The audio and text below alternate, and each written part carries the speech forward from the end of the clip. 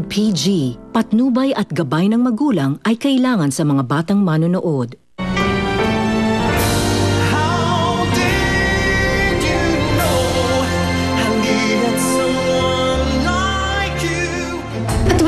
Sinasaktan mo na? Siya na nga lang natitira mong kapit kay Benji. Dapat hindi mo pinahiya si Rico. Anong magagawa ko kung kaya talaga yung tao? Hindi naman nakakaya maging janitor, di ba?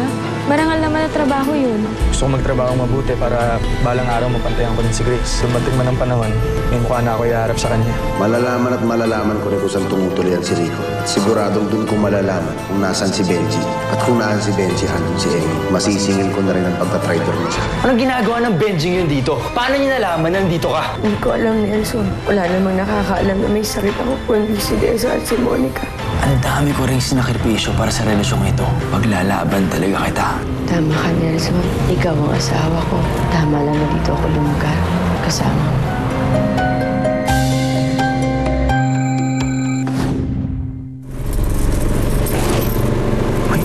Mahigit 100,000 ito pag dinala ko sa sanlaan, ha? Akala ko nagbago ka na. Pero yun pala, ikaw pa rin yung Rico kilala ko. Manloloko, manggagacho, kriminal! Sa tingin mo ba magbabago yun kung magpapanggap ka? Eh hindi mo babago ng pagpapanggap mo kung sino ka. Ikaw lang makakagawa nun.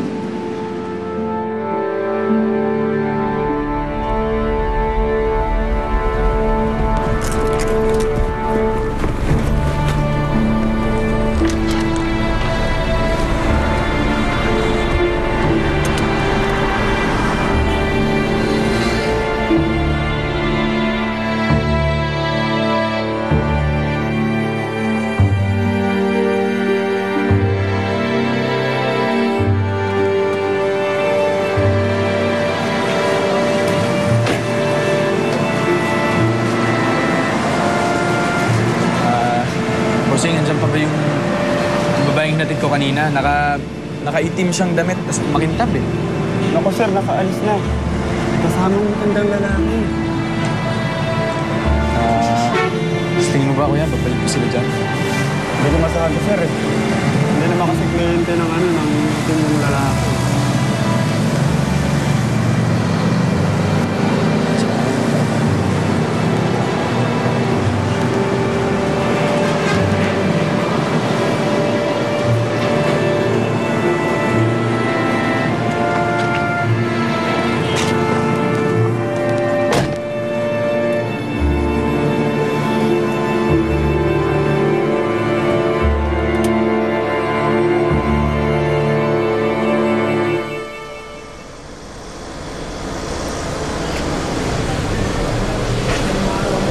Sige. Benji? Benji? Benji, gising na. Oo. Benji. Oh, ba? Nagawa mo rito? Ikaw nga yung dapat kong tinatanong yan eh. Bakit ka ba nagtitiis dito? Eh meron naman tayong malambot na kama sa bahay. Benji, tigil mo na to. Umuwi ka na. Uwi. Hindi ako uwi. Wala ako uwian. Tapos na tayo, di ba? Pero Benji, kailangan ka ni Sunshine ngayon. Ano?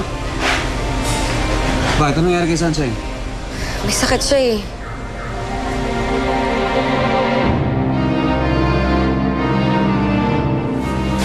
Sunshine? Daddy! Kamusta na?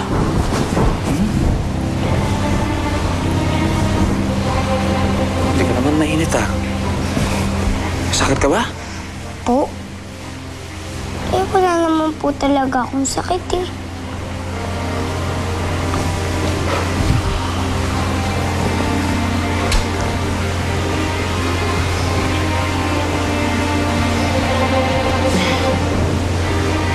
Akala ko ba may sakit?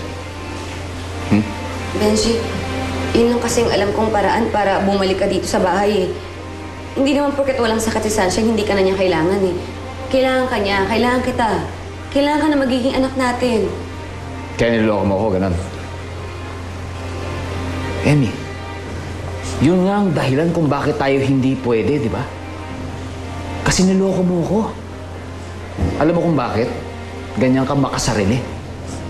Hindi mo iniisip ang nararamdaman ko. Benji, ano gusto mong gawin ko? Basta na lang kita isuko kay Sharina? Kung tutuusin, hindi ka dapat namamalimos ang pag-ibig sa kanya. Dahil akin ka lang. Ako lang ang may karapatan sa'yo. Kung nalaman kong boy si Sharina, hindi dapat ako kinasal sa'yo. Oo, sa papel kasal tayo. Pero Amy, kahit kailan, hindi ka pwede maging may-ari ng puso ko. Benji, huwag kang umalis. Parang awa mo na. Benji! Benji! Mami? Ano ba? Mukhahawa ka na peste kang bata ka?